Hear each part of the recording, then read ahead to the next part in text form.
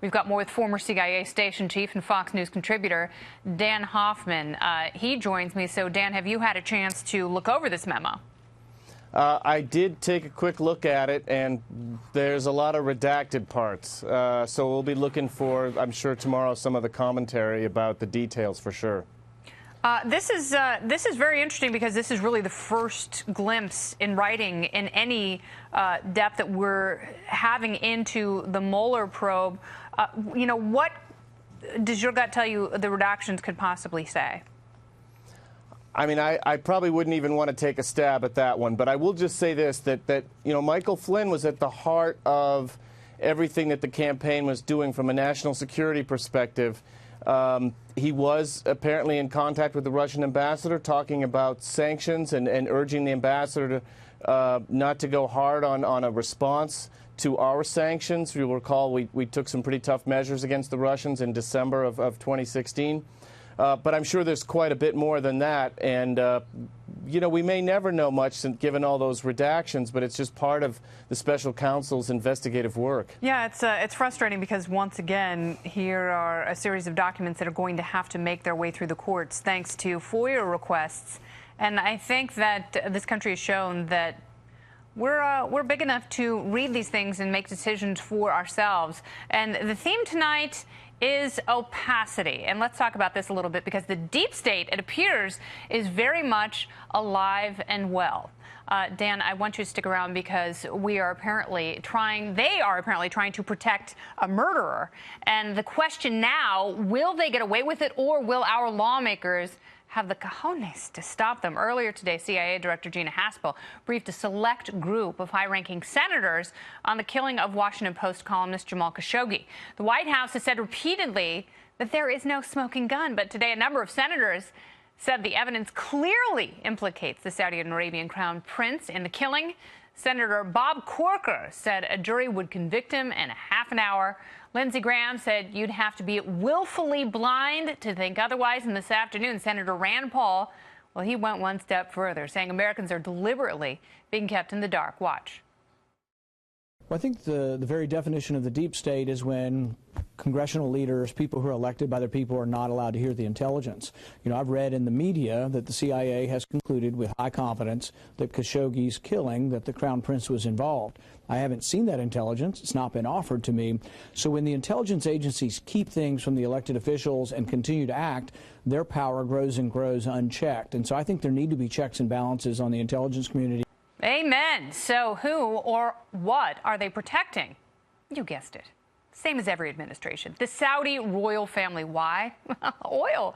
And because some in the deep state continue to insist that the Saudis are our friends, but they are not. And today on Outnumbered, I explained why. Watch.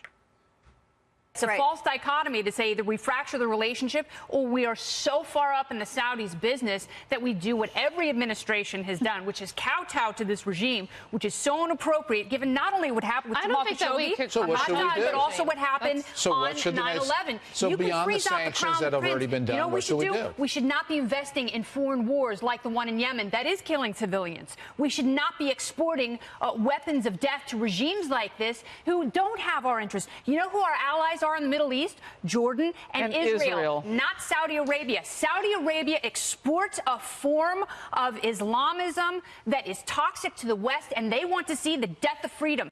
Oh, you go, girl. Wait, that's me. Is there any chance we will ever learn the truth, or will the deep state continue to protect this murderous so-called ally?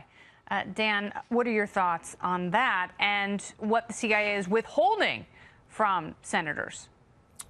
Well, let me try to lift the veil a little bit on the way the CIA works, since that's where I served for so many years, and I've read many of these analytical reports. The CIA makes conclusions with low, medium, and high levels of confidence, our judgments, and analytical assessments. We don't get to certainty. We might get to near certainty if it's a lethal operation, but intelligence just doesn't work quite the way that some of the senators are saying. I think they feel like there's a high level of confidence that Mohammed bin Salman was responsible for Khashoggi's murder, and that's certainly fine for them to make that conclusion. The question now is the extent to which we want to incorporate human rights into our foreign policy. There are competing priorities: economic, political, national security. From my perspective as an intelligence officer, I'd say get out of the way, intelligence community, and let the debate ensue, but among our policymakers. That's where it should be. And then quickly to Senator How about Paul, get the roadblocks out of the way and some of the opacity so we can see what they're talking about? And why don't you shed some light on some of the intercepts that the CIA has between Saad al-Qahtani, who is a key operative for MBS, and the Crown Prince himself?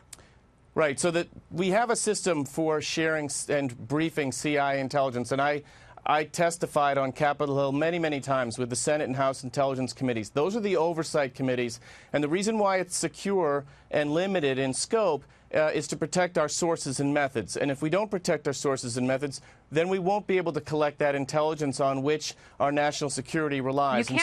But my problem is intelligence agencies use the term sources and methods as though it's a cloak of invisibility that no one and nothing can penetrate. And that in and of itself is anti-American, and it's offensive.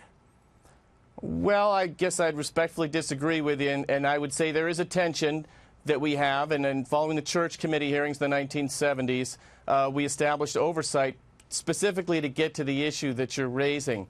But again, we're interested in protecting those sources and methods. Why are we interested in protecting Saudi Arabia, who has no interest in protecting our freedom?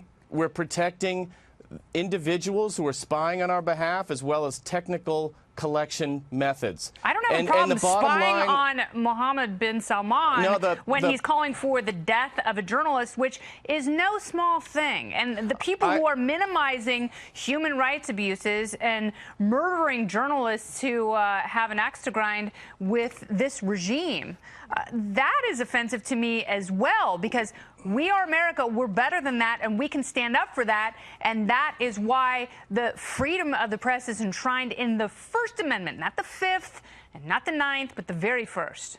Right, and I think you're right on the policy debate that we should be having. Go back and look at a couple of examples where we really were challenged to incorporate human rights in our foreign policy. Rwanda, genocide. In 1994, over 100 days, 1 million individuals, civilians, were killed.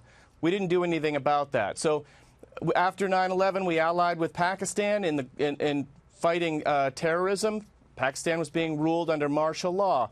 So it's a tension, and I think the debate should take place at the policy level as you're doing. I just think we need to be respectful of the intelligence community. And again, the sources and the methods are worth protecting. And the intelligence community also needs to be respectful of other branches of government that do provide oversight. They are not free from accountability, because we know when they aren't accountable, that's when you see the abuse of power.